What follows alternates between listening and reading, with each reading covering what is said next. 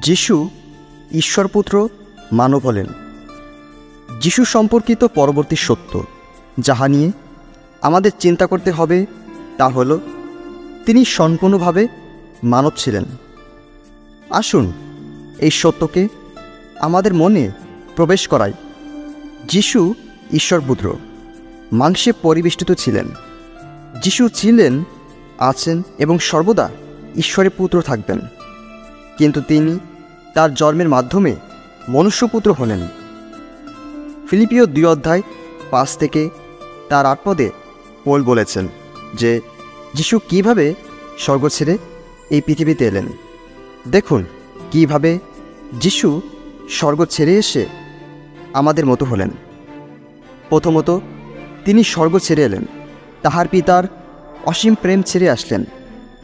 যেখানে কোনো হিংসা নেই সেই স্থান ছেড়ে আসলেন, একটি স্থান যাহা ছিল ঈর্ষা, হিংসা এবং সন্দেহমুক্ত। তিনি সুন্দর সত্তা ছেড়ে আসলেন, যেখানে বিবাদ, দ্বন্দ্ব, মতৈক্য নেই। এমন স্থান যেখানে নেই ভুল বোঝাবুঝি অথবা দ্বিধাদ্বন্দ্ব নেই। তিনি স্বর্গীয় প্রাচুর্যতা ত্যাগ করলেন। তিনি মনোনয়ন করেছিলেন এমন স্থান ত্যাগ করার জন্য যেখানে অর্থের অভাব নেই, দারিদ্রতা আঘাত করবে না এবং যেখানে কোনো দিন কাহাকেও ক্ষুধার্ত বা তৃষিত হতে হবে না। তিনি মানব হলেন। তাহার জন্ম, তাহার উৎপত্তি প্রকাশ করে না, কিন্তু তাহার মানব বেশে নির্দিষ্ট সময় প্রকাশ। তিনি অনন্তকাল এবং সময়ের মিলনস্থলে ছিলেন, অর্থাৎ ঈশ্বরত্ব এবং মানবত্ব, স্বর্গ এবং পৃথিবীর সংযোগস্থলে একত্রে মিলে তিনি ছিলেন। তিনি শুধুমাত্র জন্ম নেওয়ার জন্য ঐক্যমত হন নাই, কিন্তু সম্পূর্ণ মানব হতে চেয়েছেন যেন তিনি মৃত্যু গ্রহণ করতে পারেন। ঈশ্বর হিসাবে তিনি মানব হয়েছিলেন। তিনি ঈশ্বরপুত্র ছিলেন, কিন্তু মনুষ্যপুত্র হলেন। এই হল খ্রিস্টানত্বের মহাসত্য। যদি আপনি এই সত্যকে বিশ্বাস করতে পারেন, তবে খ্রিস্টানত্বের অন্যান্য সত্যকেও আপনি গ্রহণ করতে পারবেন। হ্যাঁ, খ্রিস্টানত্বের আকস্মিক সত্য হল যে নাসারীয় যিশু ঈশ্বর ছিলেন, তিনি মানব হলেন। তিনি ঈশ্বরত্বকে কোনো প্রকার খাটো না করে মানবত্ব গ্রহণ করেন, যাহাতে তিনি সত্যিকার অর্থে সম্পূর্ণ ঈশ্বর ছিলেন, সেই সাথে তিনি মানবও ছিলেন। যিনি খ্রিস্টানত্বের এই অংশ বিশ্বাস করতে পারে, তাহার পক্ষে বাদবাকি সব কিছু বিশ্বাস করা সমস্যা হবে না।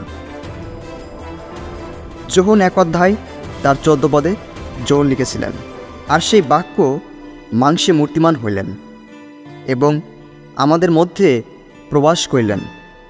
অন্য কথায় ঈশ্বর মানব হলেন, ঐশ্বরিক পুত্র যিহুদি হলেন। সর্বশক্তিমান এই পৃথিবীতে সহায়হীন মানব শিশু বেশে আসলেন। তাহার নিজের শয্যায় শয়ন করা, এক দৃষ্টিতে তাকানো, দেহ ঘুরে ফিরে চলা, শব্দ করা ছাড়া কিছুই করতে পারতেন না। তাহাকে খাবার খাওয়ানো, পোশাক পরিবর্তন করা এবং অন্য শিশুদের মতো কথা শেখানোর প্রয়োজন ছিল। এইটা বিভ্রান্তিকর ছিল না অথবা প্রতারণা ছিল না। সত্যিকার অর্থে ঈশ্বরের পুত্রের শিশুকাল যাপন করতে হয়েছিল। যতই বেশি এই বিষয়ে চিন্তা করবেন, ততই আপনি আশ্চর্য হবেন। মাংসে মূর্তিমান হওয়া ছিল অবিশ্বাসের অপর্যাপ্ত বিশ্বাসের, যাহা অনেকেরই সুসমাচারের অন্যান্য সত্যের সাথে এই সত্য বুঝতে কষ্ট হয়। যখন মাংসে মূর্তিমানকে কেহ সত্যিকারে বুঝতে পারে, তাহার জন্য অন্যান্য সমস্যা দূর হয়ে যায়। তৃতীয়ত, তিনি মানব সেবক ছিলেন। তিনি রাজপুরীতে রাজা হিসাবে জীবনযাপন করেন নাই, কিন্তু দরিদ্র সেবক হিসাবে সেবা করতেন। তিনি সেবা পেতে নয়, বরং সেবা করতে এসেছিলেন।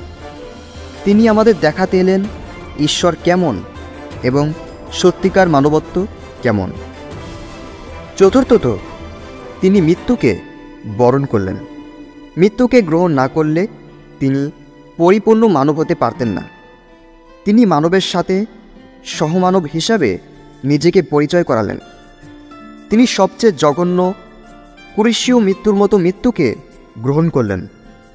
আমি ঘুমন্ত অবস্থায় মরতে চাই, কিন্তু আপনি কীভাবে চান? এই বিষয়ে আমরা যিশুর মতো নই। তিনি যন্ত্রণাদায়ক শাস্তিস্বরূপ মৃত্যু গ্রহণ করেন, নিজের ইচ্ছায়, স্বেচ্ছায় এবং কোনো প্রকার নিবারণ ব্যতীত। তিনি ঈশ্বর মানব হিসাবে আমাদের মাঝে জীবনযাপন করেছেন। যিশু সম্পর্কিত অন্য আরেকটি সত্য যাহা নিয়ে আমাদের একটু চিন্তা করতে হবে, তা হলো তিনি আমাদের মাঝে ঈশ্বর মানব হিসাবে জীবনযাপন করেছিলেন। আমরা আশা করেছিলাম ঈশ্বর মানবের এক বিশেষ ধরনের জাগতিক জীবন থাকবে। ঈশ্বর মানব অন্য সকলের চেয়ে সম্পূর্ণ আলাদা হবে।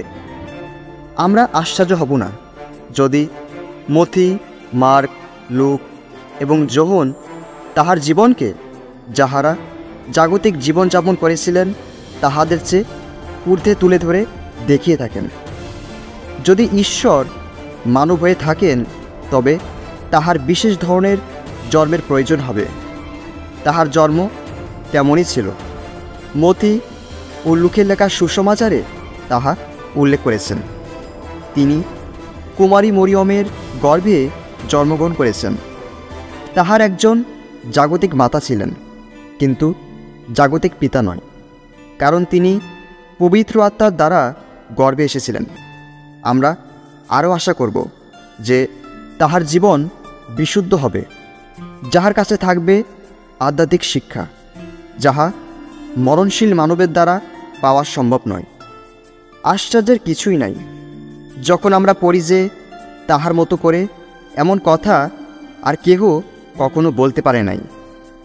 যাহারা তাহার সাথে পরিচিত হয়েছিলেন এবং তাহাকে শিক্ষা দিতে শুনেছিলেন, তাহার জীবন ও শিক্ষায় তাহারা আশ্চর্য হয়েছিলেন।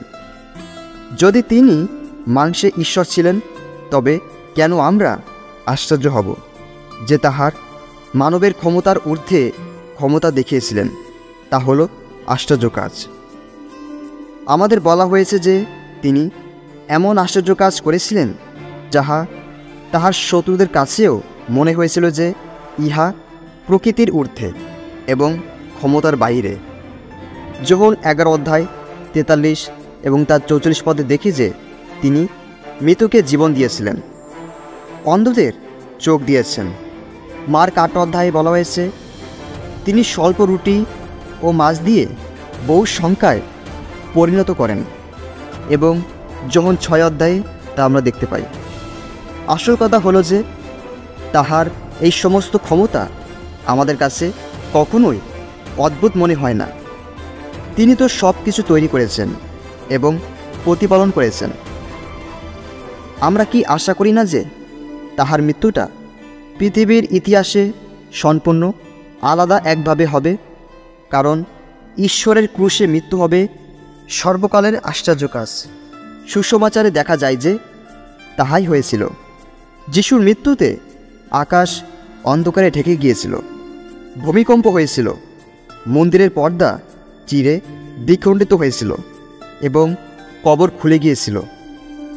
অনেক ঈশ্বরের লোক যিশুর পুনরুত্থানের পর কবর থেকে উঠেছিল এবং জেরুসালেমে তাদের জীবিত ঘোরাফেরা করতে দেখা গিয়েছিল। যখন ঈশ্বর মানব মারা গিয়েছিলেন, তখন এই বিশেষ ঘটনাটি ঘটেছিল, যাহা সৃষ্টির পূর্বেই পরিকল্পনা করা হয়েছিল। আমরা কি আরও আশা করব না যে ঈশ্বর মানবের মৃত্যুর উপরে ক্ষমতা আছে? অবশ্যই। তিনি মৃত্যু থেকে উঠেছিলেন।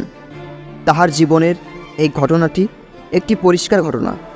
4টি সুসমাচারী একত্রে তাহার পুনরুত্থান সম্পর্কে বিস্তারিতভাবে লিখেছেন। তিনি তাহাকে আমাদের পাপের জন্য দান করেছিলেন, কিন্তু তিনি মৃত্যু থেকে উঠেছেন, যাতে আমরা যেন জানি যে তিনি সত্যিকারের ঐশ্বরিক ছিলেন।